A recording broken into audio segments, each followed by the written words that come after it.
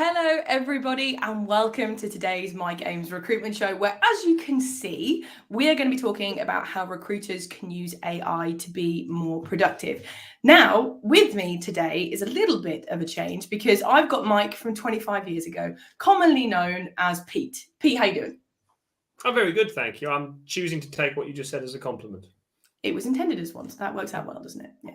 Okay, fantastic. And we have our very special guest, Andy Jones from Tracker. Hi, Andy. How you doing? I'm very good. Very good. Thank you. Very good news. Okay, Pete, do you want to explain to everybody that's watching today why we've got Andy here to talk about AI today?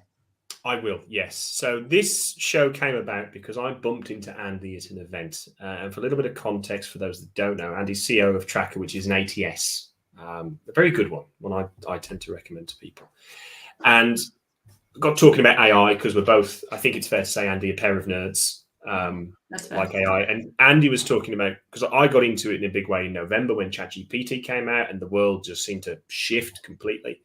But Andy, you talked about how long you'd been working on incorporating AI into the recruitment workflow, and it was a fascinating little conversation. We both came round to the point of view that AI is really about productivity. It's not a magic bullet to replace people as a whole. It doesn't do someone's job. It just makes people more efficient. And I think it's worth spending a couple of minutes just talking about that, because I think sometimes people have the wrong perspective of AI. You talk to a lot of recruiters about it, I think, as much as I do. So what's your take on what the market thinks and what the reality is? Yeah, I think you're right. I mean, it's been around in one guise or another for many years. You know, I've worked in many industries, and the recruitment industry, certainly recruitment technology, is very sophisticated technology. We do a lot, and our clients expect us to do an awful lot in a small amount of time. So, you know, you look at ranking engines that have been built, you know, in terms of the algorithms that we build. We try and look at CVs as a consultant would look at CVs. We look at, you know, prevalence, chronology, duration, semantics, weighted terms. All of these things are essentially things that a consultant would be doing when they're looking at a CV. And we're trying to recreate that all the time. So those algorithms that have been built over many years now are all about trying to, you know, be artificially intelligent and say, well, actually, I can chew through this in the same way that I would if I was a consultant. So this has been around for a long, long time in various guises. It's now taken a step, a leap in terms of the technology that's available now and how that's moved forward. And I think, yeah, the big takeout here is that AI is really there to assist. This is not a case of replacing heads. This is a case of focusing minds and making consultants perform better, or do what they're supposed to be doing, or do what they're best at, rather than doing some of the more mundane admin type stuff. So yeah, totally agree. This isn't about replacement. This is about improvement. Yeah. I very much like that. Now, I agree with as that. we go through the show, 100%. So for those that are, you know, maybe a little, I know we've got a very mixed bag. Sorry, Pete, one of us is lagging. You go on ahead if you want. There's a bit of lag, everybody. Yeah, sorry about that. So I was just going to say, okay. Essentially, Pete, stop. I love it when stuff goes wrong. Sorry. So essentially, we're going to be going through various topics and how we can use AI today in a recruitment world that's going to bring you up faster to speed than the rest of your competitors. As we go through, I will be asking what I'd like to think of as the layman's questions that these little nerds either side of me probably don't recognize. But if you have any questions as we're going through, please feel free to pop them in the comments and I will be sure to bring them up. Okay. Pete, do you want to get cracking on the first way that we can use AI? I will. Thank you very much, Kirsty. So I think the first and most obvious one that I think when CHAT GPT emerged, I think the thing that happened was a tiny step forward happened in AI that took it over some kind of line that allowed everybody else to understand what it could do. And the most obvious thing everybody sees is that AI can create content. It can write things on our behalf with relatively short prompts. And that, I think, is where everyone's head's at. But sometimes they get stuck at that first step. Content. Oh, it'll write my LinkedIn post for me, or it'll write a blog for me. But it's much more than that, isn't it, Andy? Yeah, I think probably everyone on this call has had a play on CHAT GPT at some point, and asked it various random questions, and has been probably fairly impressed by the stuff that's coming back. So yeah, this is kind of like, I'd say the first in probably 3 steps in AI evolution within recruitment is content generation. It's the easiest one to adopt. It's the easiest one to integrate and scatter across a platform, which gives people the ability to generate content. And that really comes in two threads. Generation of content is one thing, which is, I need you to write me a sincere email to a candidate who didn't get selected for a particular role, right? So, and people's grammar and everything else may not be that great. So this is a wonderful way of being able to sort of generate content very quickly.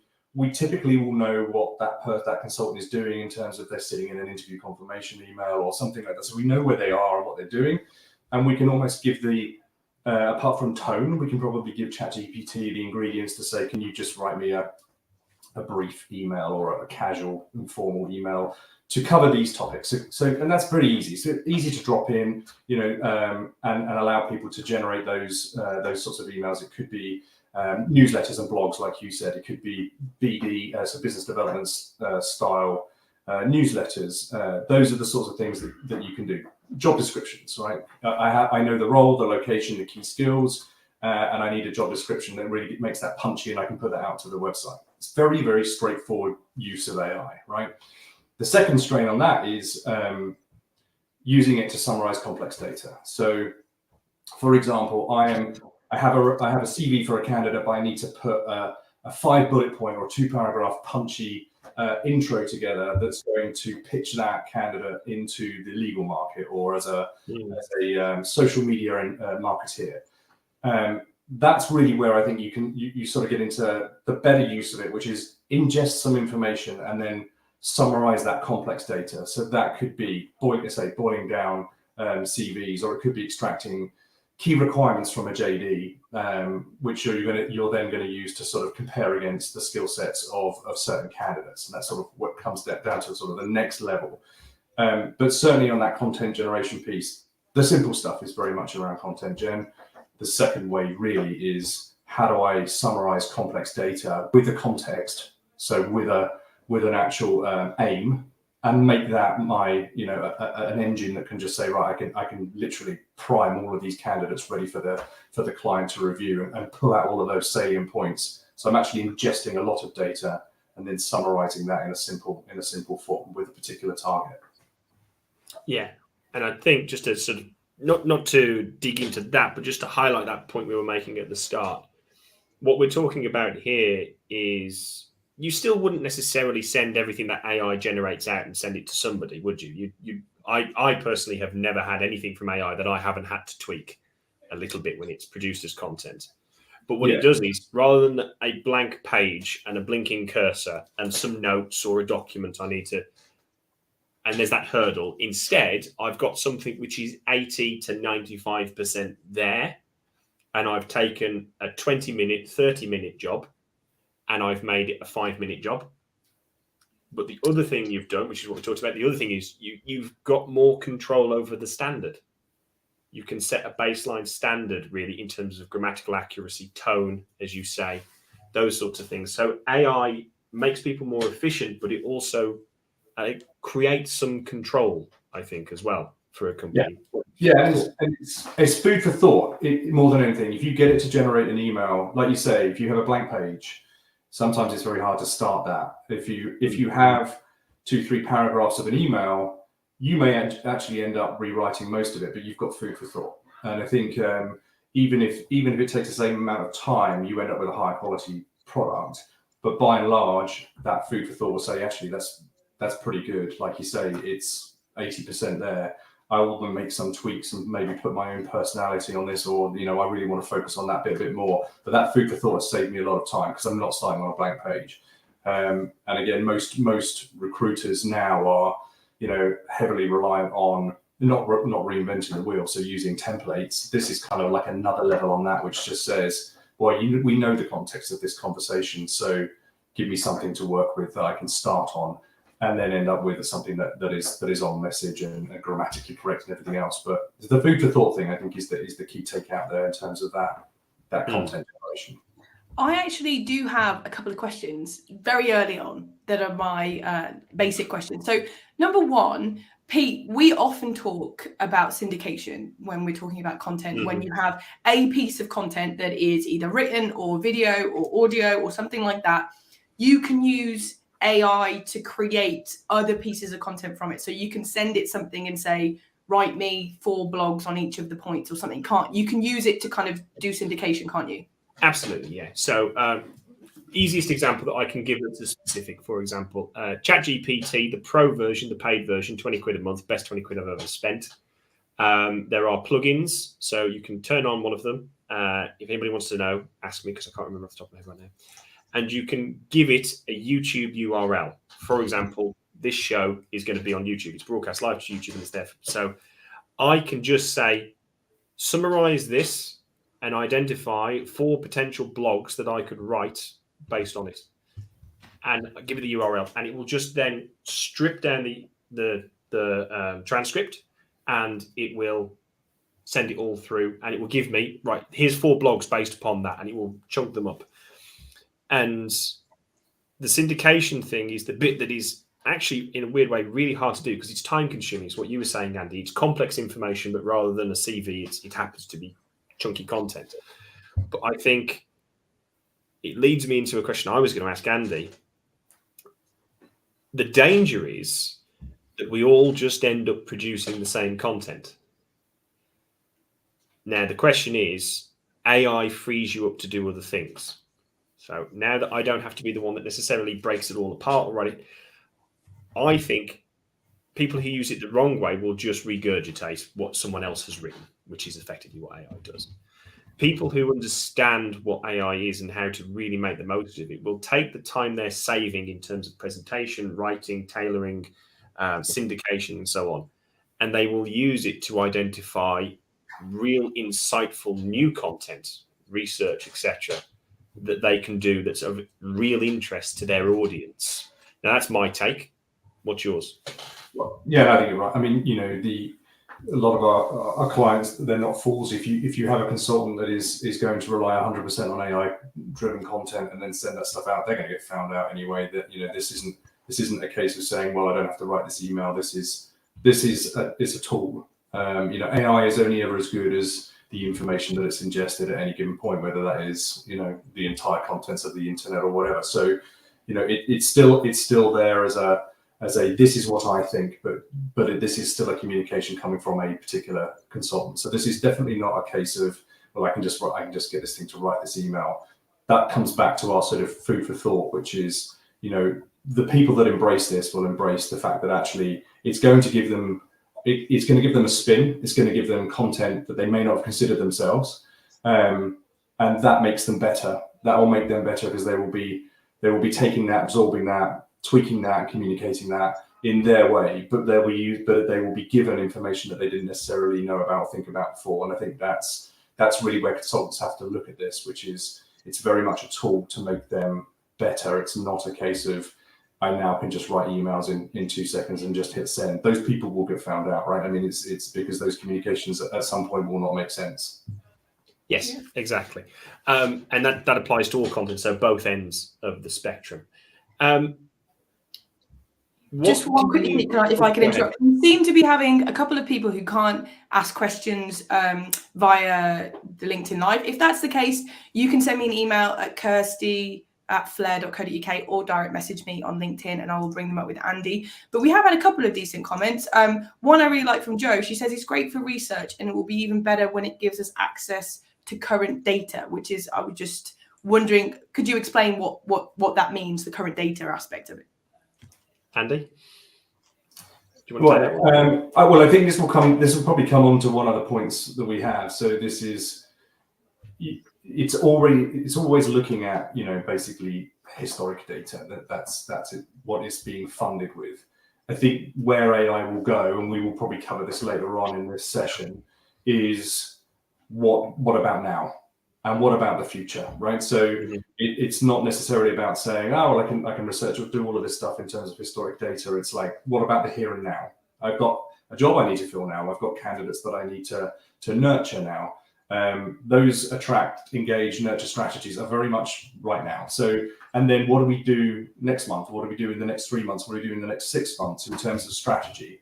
So I think that'll probably flow quite nicely into the stuff that we cover a little bit later on, but that is very much looking at the here and now in terms of data, not just researching historic stuff. If that's what that was meant.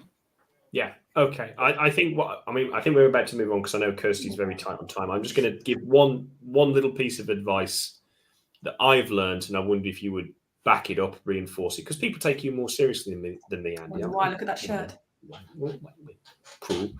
So, from working with different AIs, in my experience, we treat them almost like human beings a little bit. We'll ask them, write me a blog, write me an email, and so on. I've found a lot of success by asking for, write me 20 versions of this blog, write me 20 versions of this email. It's no extra time on you. It's no extra time on the AI, really, because it's an AI. It's incredibly efficient and fast. And actually, I find I get much better results because one of those 20, usually not the first one, will actually be exactly what I'm looking for, or this one, and I'll ask it to combine. So I think there needs to be a little shift in how we treat content and AI generation, away from treating it like an assistant and treating it like a machine. What's your final thought on that around this content? I'd say you're missing a trick here, which is that if you ask AI to write you something 20 times, then you will be reviewing that 20 times. Mm-hmm.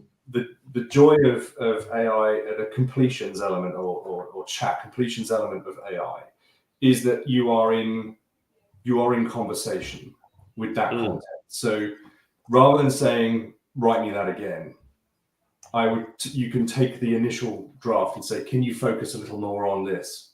Yeah. Or can you actually can you make that sound a little bit more informal? And it will work on the basis of the content that is just provided and actually evolve that content, as opposed to saying, well, give me 20 flavors and I'll pick the one I like the most. Is find one and actually then evolve that one, and using AI. So that I would say start to converse with AI rather than say, and that tends to be my next step, because I will tend to say I like version. I don't tend to do 25 because you say it's a massive review. I like version 3. I like the tone of version 3, but I like the content of version 5. Bring them together and then go from there. It's just one of the challenges with AI, I think, is sometimes we don't know what we don't know. We can't. That's not right, but I don't know what to tell you to make it better. And our job is to simplify this, right? That's our job. This is simplify very complex technology, and I think that's why, although content generation is a very simple element of AI, the piece around summarizing complex data, which is merging and blending data as well as everything else, is a super powerful tool, because that's really where those thought streams come together and produce an output, right? Produce a piece of content.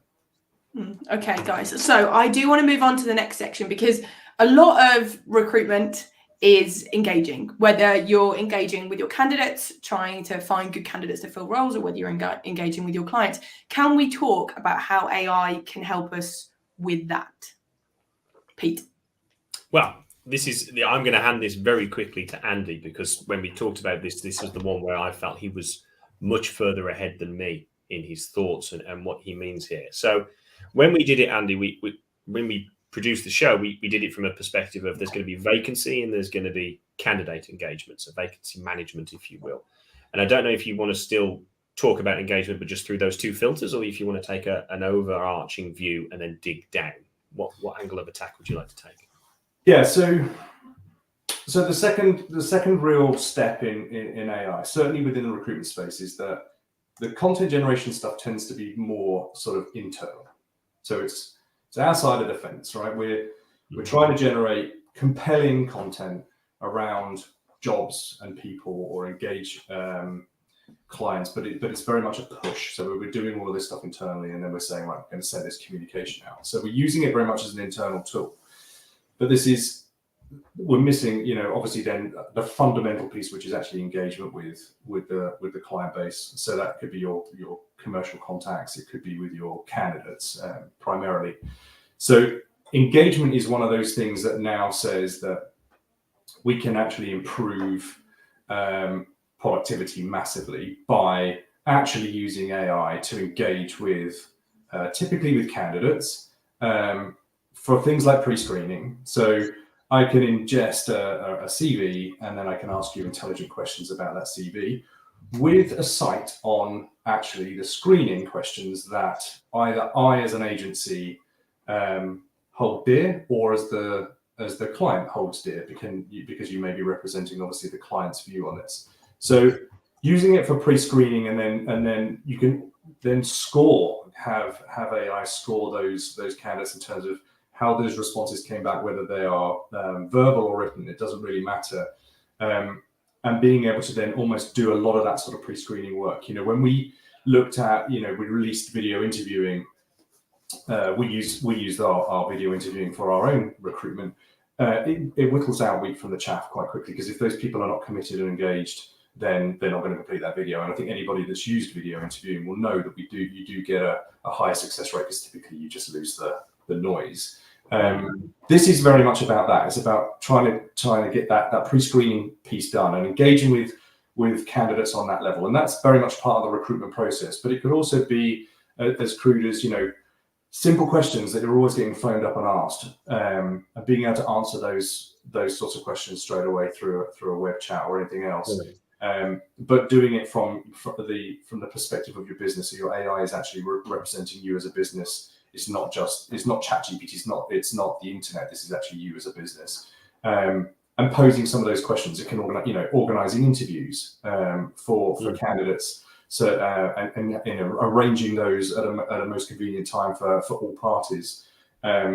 Looking at a CV and saying, well, have you considered, being able to almost make recommendations around a career path. These are the sorts of things that matter to, I have a lot of clients that I massively admire, who work with candidates for many, many years and progress those careers with them. So they, even to the point where they'll have, go in here because then you can build these skills, and then you can move on to this role, and then you can do this, and so on. And they will nurture that candidate throughout, a lot of their career. So for me, it's about, how do you really sort of enhance and embrace that mentality, and use AI in a way that says, well, have you considered this? Have you considered that? And so on. So the engagement is really key, and that's very much on a personal level. But then you look at stuff like sourcing candidates. We did some work with a client who was using traditional job boards on their website for a lot of their sourcing, and it was quite clear that when we did the analysis on their data, that they were actually getting. They didn't even realise, but somebody had posted a job on what they thought was their Facebook page, and it was their company Facebook page. And in came all of these applicants, right? So they are in a sector where most people don't have a LinkedIn profile, but they do have Facebook, right? So now 60 to 70% of the roles that they recruit in that space are from social media, from Facebook groups. So from an engagement point of view, what you're going to get from AI is potentially nuggets of information that are outside the box, right? So you're able to look at things that normally you wouldn't look at, because you don't have bias in AI, right? I mean, it's biased insofar as it's only as good as the content that it's working from, right? But in essence, you don't have, you and I probably, the three of us, we grew up and we went through our careers with mentors and managers that we admired, and we follow a thread, right? And you typically drive the way that you work and everything through that thread. Now, recruiters are no different, right? They sometimes stick with what they know. And so this is a way of being able to say, well, actually, am I missing something? Tell me something I do not know.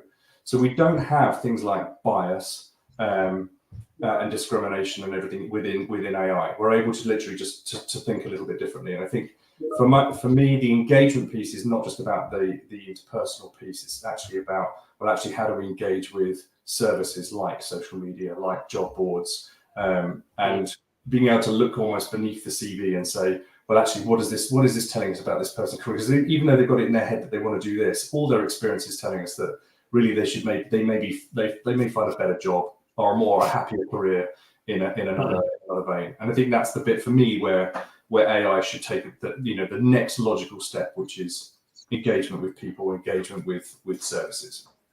Yeah, and I mean, you've almost given me whiplash, Andy, the speed with which you've taken my understanding from at the very start what we meant by engagement and where it's going. Because let me just try and summarize what I kind of think I heard. So essentially, AI, content creation, you tell it to do something, it does it, it gives it to you. Right? That's level one.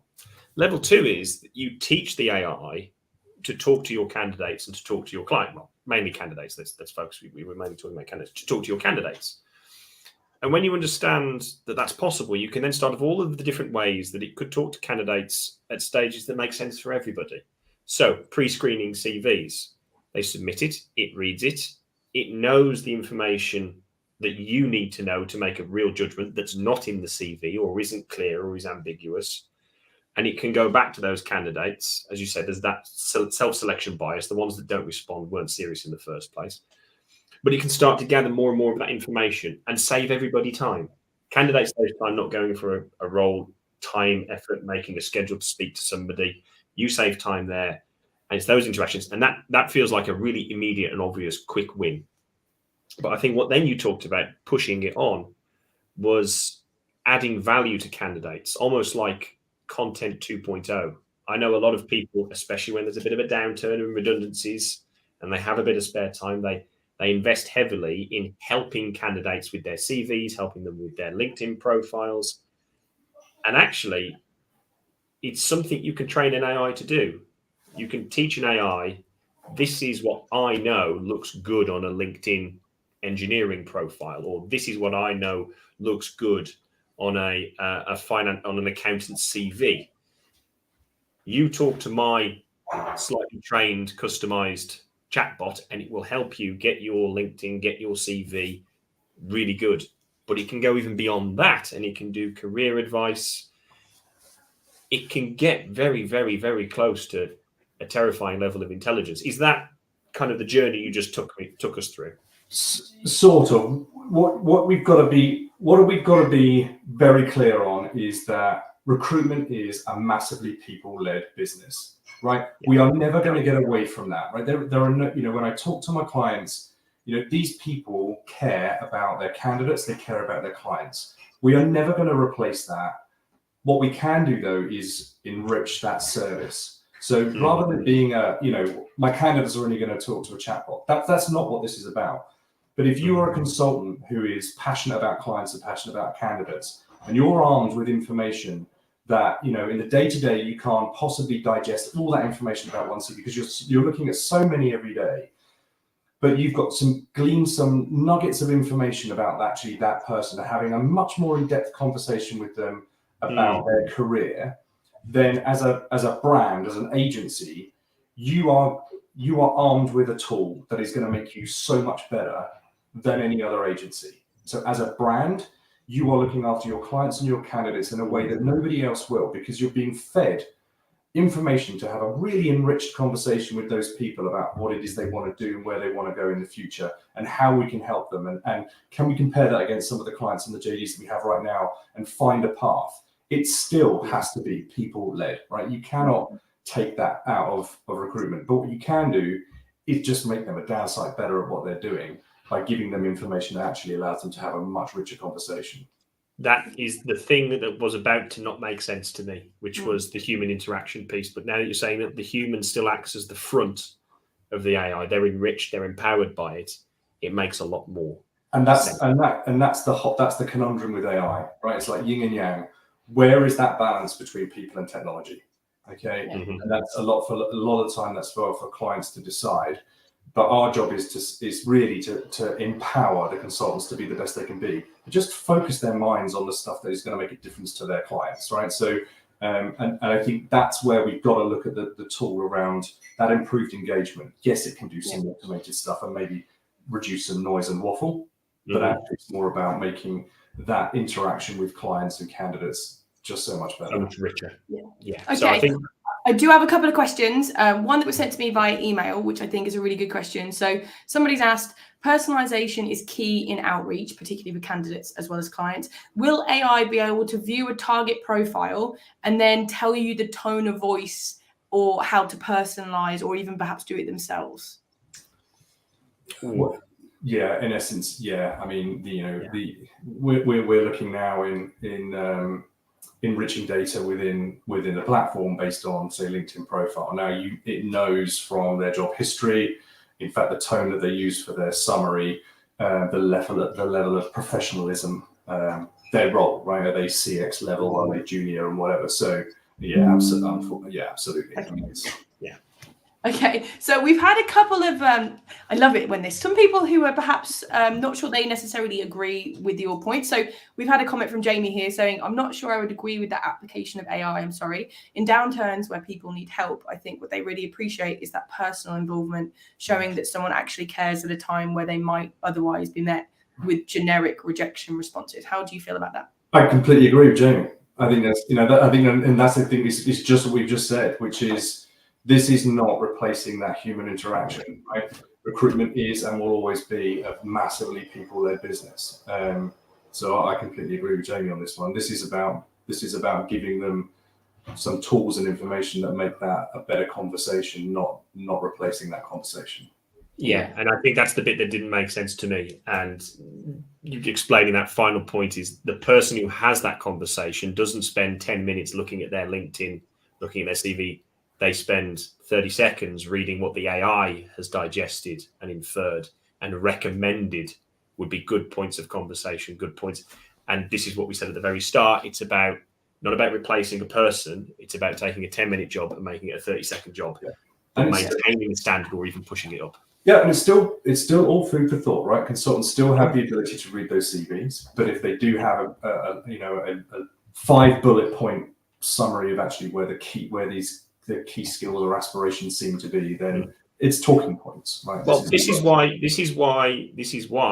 in recruitment we write summaries for our clients along with the CV. We don't just send the CV. We tell them, here's a CV, this is what you want to look for. And it's now just being done for us as well. And they'll tailor that CV client by client, right? Because they know that they're targeting a different, maybe a slightly different context or industry. And even though that person is a secretary into an IT division rather than into a marketing division, so I'm going to tone it slightly differently.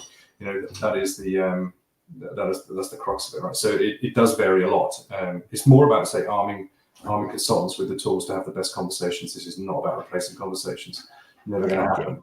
So I have to apologise to Jamie. He sent that just as you made that point, Andy. So that was my bad. Sorry, Jamie. I didn't mean to bring that up when he already made that point. Okay, so I'm sorry. We do have to move on to sort of the third and final area that we're going to look at today with AI. Now, Pete, I believe that's called data diving. Now, I have absolutely no idea what that means. So can somebody share that with the blonde in the room? Well, let me try and say what I think it is, because again, this is one where Andy kind of blew my mind a little bit. It's why he's here today. I used to be a business analyst in financial services. Man, I love data and I love the little insights you can get. And I know how often a little kernel of just incredible, valuable insight can be found in a very noisy set of data.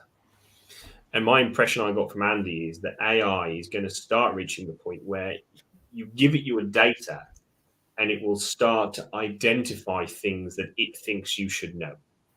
And I think that's a simplification. I think Andy's going to say not quite, but I'm going to hand it over to Andy because this one I think is really exciting, and it's the future stuff of AI. Yeah, and when we talk about future, I think we're talking about pretty damn soon, because for me the natural evolution is that we have the ability to generate content and review that. We have the ability to improve engagement across the board, but where does that go, right? So when everyone goes on to CHAT GPT the first time and they ask a question about a celebrity or whatever, and so on, it will trawl through what some mysterious database, and it will come back with stuff that is typically very accurate, right? Probably, Wikipedia or whatever. So it's drilled through all of this information, and it's very quickly giving us back the facts. That's wonderful. What if we could do that with our own data? So, for me, the logical evolution of this will be that I want to be able to ask simple language questions about my business. Okay, I have a CRM. I have all my clients, my interactions, my calls, my emails, my text messages, my WhatsApps. I've got video content. I've got CVs. I've got jobs, placements, rejections. All of these things are sitting in here that I've collected over many, many years. Why on earth wouldn't I ask CHAT GPT to tell me something that I don't know about my business?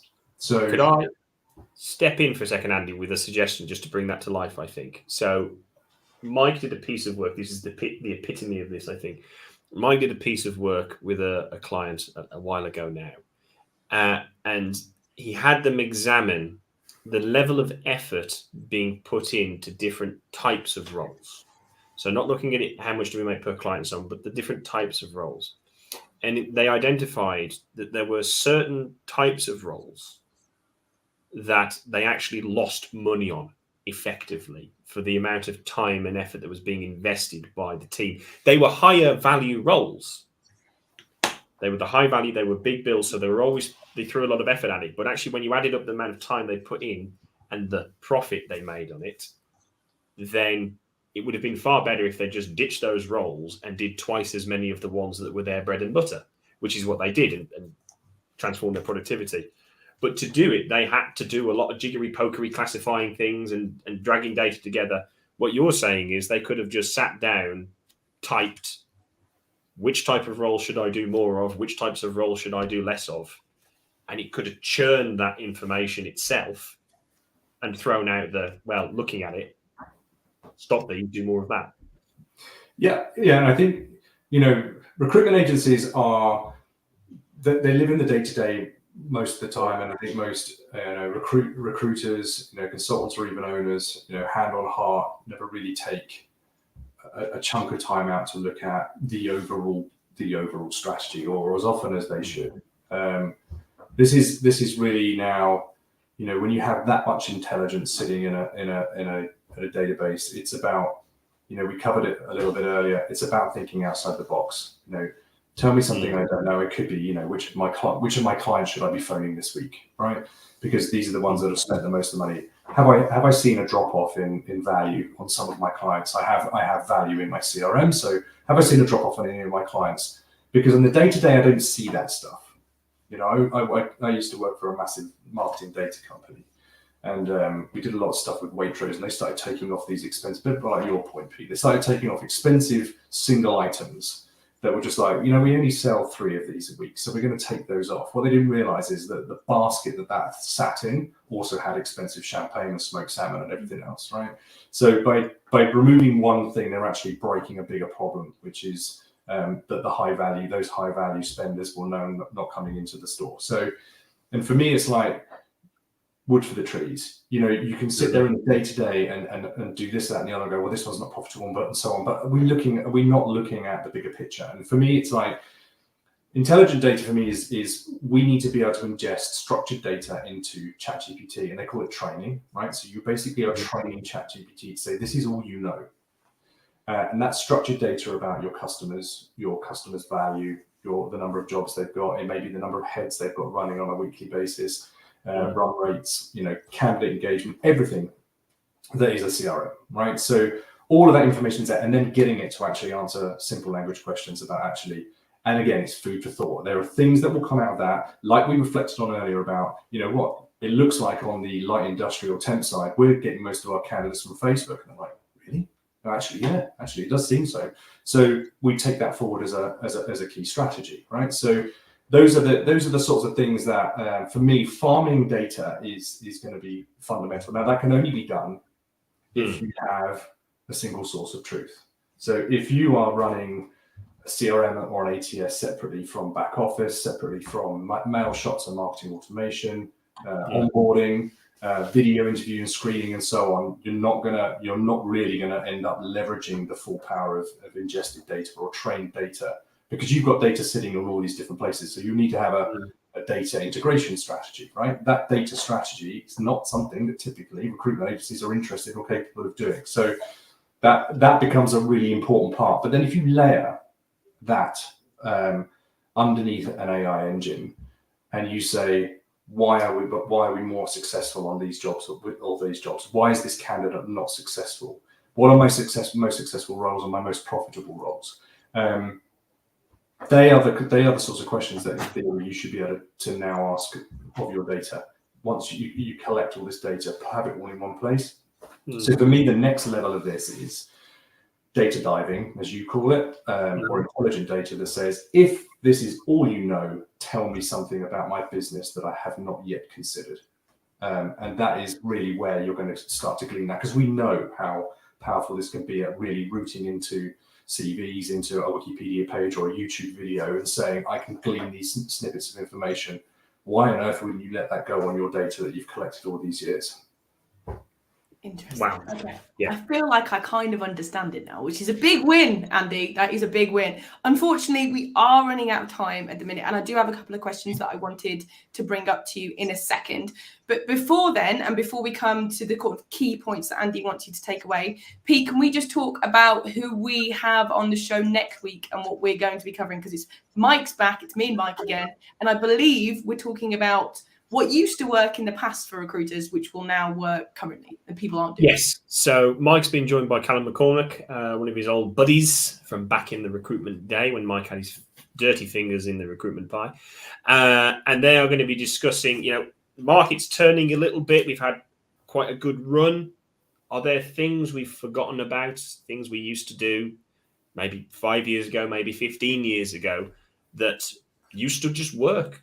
They got the attention of candidates, they got the attention of clients, and there's absolutely no reason they wouldn't work again now. So they're going to be dusting off some of the old techniques, some of the old tools, some of the old tips, and just sharing them in a fireside chat type scenario, I think. That's how, and I'll be here refereeing, so don't worry, it won't get too, pally. Okay, so there are a couple of questions, Andy, that I wanted to bring up. So somebody emailed me asking, how far away are we, Andy, from an ATS platforms having capabilities to do everything that CHAT GPT can? Well, the capabilities of CHAT GPT in terms of what it can, I think if you look at how far away are we from having essentially all of the structured information within ATS having the power to be communicated with through CHAT GPT, I would say we are literally probably months away. That is, for us, it's kind of a year-end strategy, which is that there's a lot to do. There's new technology now that CHAT GPT can actually make API calls into systems. This is literally only a few weeks old. There's a lot of ways now that it can interact with systems. But I honestly don't think we are far away. This is everybody's, should be head down and saying, how do we make our customers better at what they do, more focused, more productive? And for me, it's like, what do we do with that productivity? And that's the big question, right? For the owners, which we'll cover in a sec. But that, for me, I don't think we're far away at all. This isn't like 2024, 2025 dreams. This is stuff that techies are on top of right now. I read very quickly, Pete, because we're running out of time. I read an article from late 2021. Someone said all of the things which ChatGPT can do now were decades away, and it was an AI specialist in an AI magazine. And I think we fail to appreciate just how fast this stuff can move, because it's actually not a huge technical leap that's happened. It's a tiny technical leap. It's interest, it's engagement in it. So it's leveraging the results there. And it's worth very quickly just saying, under the hood of AI, there are tons of different models. Like you've got 3.5 Turbo, you've got DaVinci, there's lots of different models that do lots of different things. Those are the ones, that's where all the thought has gone into. For us, it's a case of how do we best apply that to our customers and their data to make them overperform. Okay, fantastic. So we spoke at the beginning, Andy, about at the end of the show, we normally offer a really practical tip for people that they can go away and take. Now, AI is a big subject. So we sort of broke the tips into 2, which I don't normally allow, but for you, I'll allow it. So the first tip that you had was for CTOs, wasn't it? Which was make sure that you have a data strategy. What do you mean by that? So they say in the Matrix, that is the sound of inevitability. So I think this is technology that's not going away, right? The ones that don't leverage AI will be the ones that will lag behind, because people will be using these tools, and there is a learning curve to go through, don't get me wrong, but people will be using these tools to get better and better. When we get to the level of intelligent data, which we are going to be very close to, you've got to have a data strategy. If you don't have all of your data in a single source of truth, you're going to struggle to join all this together. You will need a data strategy to bring that data together in order to glean the most amount of intelligence out of it. So for the tech stack owners or the CTOs out there, that data strategy is absolutely key. A single source of truth is going to make your life a lot easier in terms of applying an AI engine on top of structured data, because otherwise you will have to have a data strategy or an integration strategy that says this is this, even though I've got it sitting in 6 different systems. And that is something that is a massive distraction for a recruitment agency. So think about that right from the get-go. Certainly, if you're looking at a change, is to really focus on single source of the truth, because that is going to make this whole journey a lot easier. So I'd say that was probably the key takeout for anybody who owns the technology. Okay, and then the second one, which is owners, whether you mentioned to me whether they are a CEO of a large recruitment company or they're just a solopreneur, you need to have a plan for the free time that AI will save you. Yeah, I mean, in essence, people will become more productive. And I think this is almost like look at a pint glass that's full of water, right? If you achieve 200% productivity, right? So you have a glass that is now half full. That from an owner's point of view, it's what do we do with that? We either cut costs, right? The simple one. We take that as savings, or we use that gap to grow. And a lot of the time for us, it's like these consultants are very good at what they do, and if they could only have more time, we could do it better. We could do it for more clients. We could make more placements. So I think for the owners, this is coming. So this is a case of put strategies in place now that say, if I free up 25, 50% of my consultants' time so that they're doing what they're best at, how do we grow? BD is now key if that is a part of that growth strategy, which is I can do twice as much with the same number of people, and therefore I'm going to go and attack new markets or new clients, or those ones that I didn't think I could do because everybody's kind of massively busy. So the takeout for the owners is prepare yourself for potential growth here, because again, this is not about replacing people. This is about making you way more efficient and better at what you do and what you do best. Yeah. Okay, fantastic. And then I do have one final question. Now, Simon has asked, as a CRM provider, what is Tracker offering in terms of AI integration? And secondly, what part of it, what you offer to your customers is using AI? Now, we don't allow selling on this show. We don't allow it. But what I would say is, Andy, if somebody wanted to learn more about Tracker and the sort of things that you can offer, because I know AI definitely is something that you're utilizing or planning on releasing soon, can they just connect with you on LinkedIn? Is that the best thing to do, and have a conversation with you offline? Yes, we are. Yeah. And just to answer Simon's question, we kind of do half of everything we've just talked about, and we're about to do the other half. But if anybody wants to just dig in, client or not, it doesn't bother me. I love talking about this stuff. Pete and I often geek out about this sort of stuff. So anybody wants to kick the tires. This is new. Recruiters sometimes don't know what they don't know. Happy to answer any questions on that sort of stuff. This is a nice new field that everybody needs to get their head around. Yeah, and I will put, if you're watching this on YouTube, on our YouTube channel, I will put Andy's LinkedIn details below so that you can find them, and I'll make sure that they're readily available on LinkedIn for people if they wish to. So we have overrun just a little bit, guys, so I'm very sorry, but I did want to end the show on this, which was, remember that AI won't replace recruiters. AI will replace recruiters who use AI, will replace those who don't. And I think that's the key thing here. It is here to stay. Adopting it early and adopting it well is going to make all of the difference. Does that seem fair? It does. Yeah.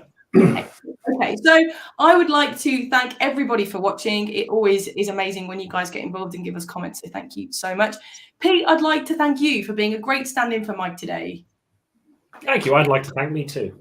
Yeah, excellent. And of course, Andy, thank you so much for being here today. Your vast wealth of knowledge has definitely made me a couple of steps ahead in the AI game, so thank you very much. Hopefully it's given people food for thought.